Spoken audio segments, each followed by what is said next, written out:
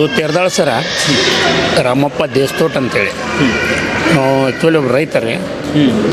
ರೈತರು ಹೌದು. ನಮ್ಮ ರೈತ ಜನ ಎಲ್ಲ ಸ್ವಲ್ಪ ಮೊಳಕಾಲು ಬೆನ್ನು ನೋವು ಇವೆಲ್ಲ ಡಿಸೀಸ್ ಸಲುವಾಗಿ ದೊಡ್ಡ ದೊಡ್ಡ ಆಸ್ಪತ್ರೆಗಳು ಸಿಕ್ಕಾಪಟ್ಟಿ ದುಡ್ಡು ಕೊಡ್ತಾಯಿದ್ರು. ಅವಾಗ ನಾನು ಬಸವ ಸರ್ದು ಕಲರ್ ಥೆರಪಿ ಮತ್ತು ಅಕ್ಯುಪ್ರೆಷರ್ ನಾಡೀಶ್ವರ ಇದೆಲ್ಲ ನೋಡಿಕೊಂಡೆ. ಅದೇ ನಾನು ಕಲಿಬೇಕು ಅನಿಸ್ತು ಸರ್.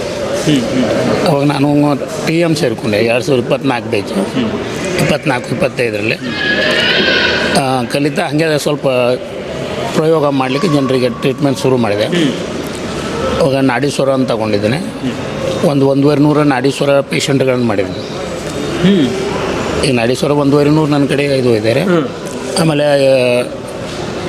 ಉಳಿದ ಪೇಷಂಟ್ ಒಂದು 700-800 ಪೇಷಂಟ್ ನೋಡಿದ್ದೀನಿ ಸರ್. ಈಗ ಸುಮ್ಮನೆ ಪ್ರಯೋಗ ಅಂತ ನಂಬಿಕೆ ಮಾಡಿಲ್ಲ. ದುಡ್ಡವ್ರ ಸುಮ್ಮನೆ ಒಂದು ಅಷ್ಟು ಅವ್ರು ಎಷ್ಟಾರು ಕೊಡಲಿ ಅಷ್ಟೇ ಕೊಡಲಿಲ್ಲ ಅಂದ್ರೆ ಪರವಾಗಿಲ್ಲ. ಹಾಂ ಸರ್. ರಿಸಲ್ಟ್ ಬರ್ತಾಯಿದೆ ಸರ್. ಒಂದು 60-70% ಎಲ್ಲ ರಿಸಲ್ಟ್ ಬಂದಿದೆ ಸರ್. 100-100ರಲ್ಲಿ ಒಂದು 70 ಜನರಿಗೆ. ಹೇಗೆ ಇದು ಹೇಗೆ ನಿಮಗೆ ಕಲರ್ ಥೆರಪಿ ಬಗ್ಗೆ ನಂಬಿಕೆ ಬಂತು ಸರ್? ನಾವು ಸರ್ ಬಸವ ಸರ್ ಪಾಠ ಯೂಟ್ಯೂಬ್ನಲ್ಲಿ ನೋಡಿ ಆಮೇಲೆ ಜನ ಎಲ್ಲ ಕಡೆ ನಂಬ್ತಾ ಇದ್ದಾರಲ್ಲ ಸರ್. ನಾವು ಪ್ರಯೋಗ ಮಾಡಿ ನೋಡು, ನಾವು ಸೇರ್ಕೊಂಡ್ವಿ ಸರ್. ಆಮೇಲೆ ಅದು ಪ್ರಯೋಗ ಮಾಡಿದೆ. ನಾನು ಫಸ್ಟ್ ಪೆಲ್ಲ ಚಿಕ್ಕ ಮಕ್ಕಳ ಮೇಲೆ ಪ್ರಯೋಗ ಮಾಡಿದೆ. ರಿಸಲ್ಟ್ ಬಂತು ಸರ್. ಚಿಕ್ಕ ಮಕ್ಕಳ ಮೇಲೆ ಅಗದಿ ಕ್ವಿಕ್ ರಿಸಲ್ಟ್ ಬಂದು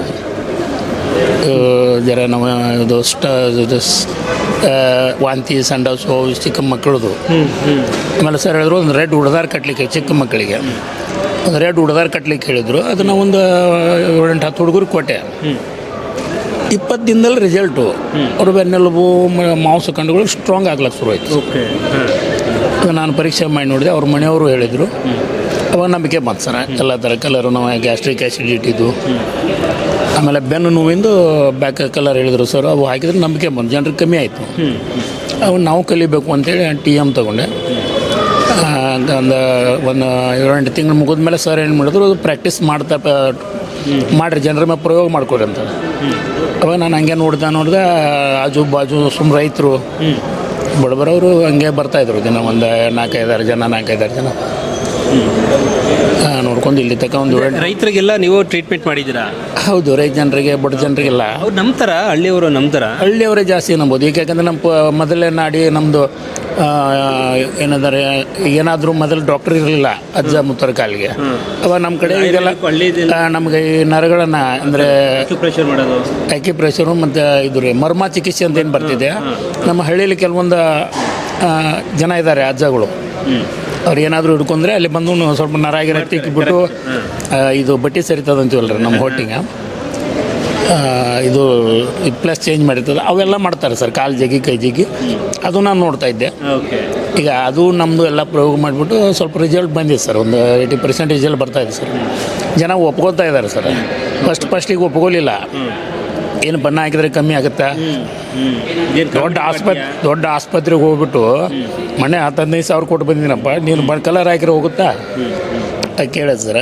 ಆಮೇಲೆ ಒಂದು ಸಲ ಹಾಕ್ಕೊಂಡು ಟೆಸ್ಟ್ ಮಾಡಿ ನೋಡ್ಲಿಕ್ಕೆ ನಿಮ್ಗೇನು ಹೋಗ್ತದೆ, ನಾನು ಫ್ರೀ ಹಾಕ್ತೀನಿ. ಆದರೆ ಅವಾಗ ಜನ ನಂಬಿಕೆ ಬಂದು ಬರ್ತಾಯಿದ್ದಾರೆ ಸರ್. ಓಕೆ, ಸೊ ಫ್ರೀಯಾಗಿ ಹಾಕಿದ್ರೆ ಅವ್ರಿಗೆ ನಂಬಿಕೆ ಬಂತು. ಮೊದಲು ಜನನೇ ನಂಬಿರಲಿಲ್ಲ.